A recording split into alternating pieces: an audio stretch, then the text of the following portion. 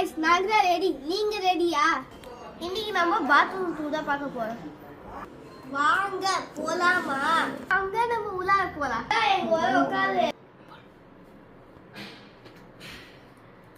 இதாங்க மீரர் இது double stand அங்க ஷவர் இங்க நாங்க சோப்பெல்லாம் வச்சிருக்கோம் நான் என்னன்னு சொல்லட்டுமா இது என் தம்பியோட பாடி வாஷ் கிளென்சர்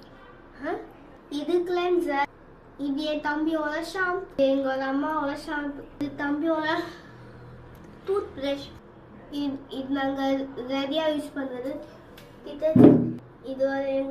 எங்களோட ஃபேப்ரிக் கண்டிஷனர் தம்பியோட பாடி வாஷ் ஷாம்பு எல்லாமே